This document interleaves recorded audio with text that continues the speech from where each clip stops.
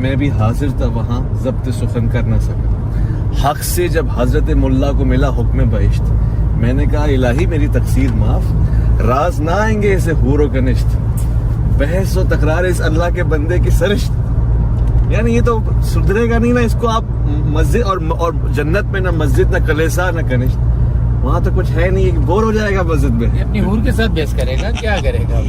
کہ حور کی بھی جو ہے نا عورت ہے، وہ عورت کو بھی بحث مباحثے میں مزہ آتا ہے اور مولوی کو بھی بحث مباحثے میں مزہ آتا ہے، روز نشستیں ہوں گی۔ حور کے سامنے تو یہ کہے گا نا کہ دل اور دھڑکتا ہے ادب گاہے قفس میں، شاید یہ زبان تشنہ فریاد رہے گی۔ تو وہاں پر محبت کا اظہار کرنا ہوگا، عشق کا اظہار کرنا ہوگا، وہ کر نہیں پائیں اس گے۔ سے مولوی سے زیادہ بہتر عشق کا اظہار، محبت کا اظہار اور اپنی حور کو زیادہ سیٹسفیکشن کے ساتھ رکھنا، یہ مولوی سے زیادہ اچھا ایک اور سوال، اب آپ نے حور کی بات کی ہے نا، جنت میں لونڈے بھی ہوں گے خدمت کے لیے، لڑکے بھی ہوں گے خدمت کے لیے ہوں گے نا۔ کیسی خدمت؟ آپ کون سی خدمت چاہ رہے ہیں؟ نہیں میں سمجھنا چاہ رہا ہوں کہ اللہ رب العزت نے جنت کو بیکار کاموں سے پاک رکھا ہے، بے شک، ٹھیک ہے؟ تو جس کام کو اللہ رب العزت نے دنیا میں جو ہے وہ بیکار کہا، ناکار کہا اور اس ایک قوم پر عذاب نازل ہوا اس کام کی وجہ سے، تو آپ کیا سمجھتے ہیں کہ وہاں خدمت کے لیے ہوں گے؟ وہ آپ کے لیے شراب کے جام لے کر آئیں گے، آپ کے لیے آپ کی خدمت کریں گے، غلمان ہوں گے، آپ کی ضرورت طبعی کو پورا کرنے کے لیے حوری ہوں گی انشاءاللہ۔ کوئی مولوی، کوئی آدمی، کوئی ہومو سیکشول، کوئی کیسا بھی تیرا ایڑا ترچا یہ نہ کہے کہ یہ غلط استعمال کے لیے ہوں گے، ایسا ہی ہے، کوئی اس پہ رائے تو نہیں نکال سکتا، چاہے وہ پٹھان ہو نہ ہو، جو بھی ہو فرق نہیں پڑتا، یہ ہے کہ دادو کا بھی ہو تو فرق نہیں پڑتا ہے۔ ٹھیک ہے، بہتر ہے۔ اچھا یہ بھی ذرا ہمیں بتا دیں علامہ دلشاد مہدوی صاحب، جنت میں سوگ ہوگا، ماتم ہوگا یا کسی کا عرس، اس طرح کی چیزیں ہو سکتی ہیں؟ جنت تو ایسی جگہ ہے نا جس کے لیے وہاں پر سکون قلبی ہے، روحی ہے، وہاں پر لقاء اللہ کی منزل انسان طے کرتا رہے گا اور لذتوں کو، اللہ کی لقاء کے لذتوں کو حاصل کرتا رہے گا۔ تو دن بہ دن جو ہے اس میں تلذذ اور اس میں تفرق آتا رہے گا، غمی نہیں ہوگا، غم نہیں ہے وہاں تو اور مزے کی بات یہاں پر یہ بتاؤں کہ جہاں پر تکرار ہوتی ہے وہاں پر بھی غم ہوتا ہے، تو وہاں پر تکرار ہی نہیں ہے۔ اچھا اصل میں تو جن لوگوں کے کا غم یا ماتم دنیا میں آپ کسی کا بھی غم ماتم کرتے ہیں تو اس میں سب سے زیادہ اہم چیز یہ ہوتی ہے کہ ان کی جدائی ہوتی ہے۔ ہاں تو روز ان کی محفلیں ملیں گی، ان کے ساتھ بیٹھنا ہوگا، کیا غم، کیا ماتم، کیا چیز ہے۔ اچھا پوائنٹ، جی اچھا پوائنٹ ہے۔ وہ نا بلال رضی اللہ عنہ نے جب انتقال سے پہلے فرمایا نا کہ غدن نلقی الاحبہ محمد و صحبہ، کل ہم ملاقات کریں گے محمد سے، ان کے ساتھیوں سے۔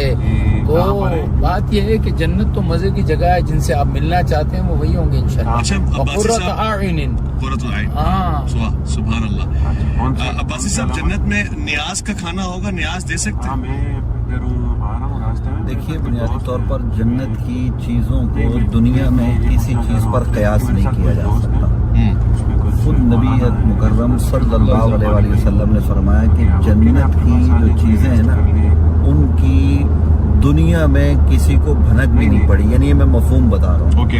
تو اس لیے جنت میں جو کچھ اللہ رب العالمین نے بیان کیا ہے قرآن مجید فرقان حمید میں کہ وہاں نہریں ہوں گی، وہاں دودھ بہ رہا ہوگا، وہاں پانی کی نہریں ہوں گی، شرابن طہورا، یعنی یہ تمام چیزیں قرآن مجید قرآن رشید نے بیان کی ہیں۔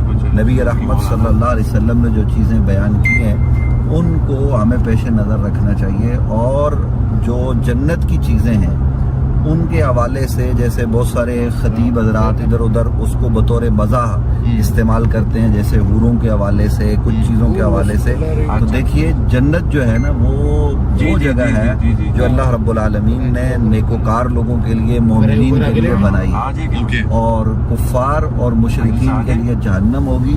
تو نہ جہنم کے عذاب کی کوئی تمثیل دنیا میں موجود ہے اور نہ ہی جنت کی جو ابدی نعمتیں ہوں گی اس حوالے سے کوئی چیز جو ہے وہ آپ کو دنیا میں ملے گی. باقی جو چیز آپ خواہش کریں گے وہ تمنا وہ آرزو آپ کی جنت میں پوری ہوگی اور وہ وہاں کے حساب سے ہوگی. اور جنت کی جو سب سے بڑی نعمت ہے وہ اللہ رب العالمین کا دیدار ہوگا, اور جو آدمی اس کے دیدار سے شاد کام ہو گیا تو پھر اسے کسی اور چیز کی تمنا ہی باقی نہیں رہے. بہت بہتر. علامہ صاحب دیدار الہی ہوگا جنت میں؟ پروردگار عالم کا جو دیدار ہے وہ ہم بصارت کے قائل سے کہ خداوند متعال جسم و جسمانیت سے مبرہ ہے. خداوند متعال کا جو دیدار ہوگا وہ اس انداز سے ہوگا کہ جیسے مولا کائنات سے پوچھا گیا کہ آپ بتائیے کہ کیا آپ نے بغیر دیکھے خدا کی عبادت کی ہے؟ کہا میں اس خدا کی کیسے عبادت کروں جیسے دیکھا ہی نہیں. تو وہاں پر مولا نے یہ وضاحت کی کہ میں نے بصارت سے نہیں بصیرت سے دیکھا ہے. تو وہاں بھی جب مقام محمود پہ رسول خدا صلی اللہ علیہ وآلہ وسلم جلوہ فگن ہوں گے تو ان کی ذات کے ذریعے خدا کی صفات کا جلوہ ہوگا. تو وہ جو ایک قرب خدا کی لذت ہوگی اور خدا کی حاکمیت کا دیدار ہوگا وہ ہوگا. باقی ہماری نظر کے مطابق ہمارے عقائد کے مطابق جو ہے خدا کا دیدار ناممکن ہے, کیونکہ دیدار ہونا وہ بصارت میں محدودیت لے کر آئے گا اور خدا لامحدود ہے. اوکے ٹھیک ہے, بہتر ہے.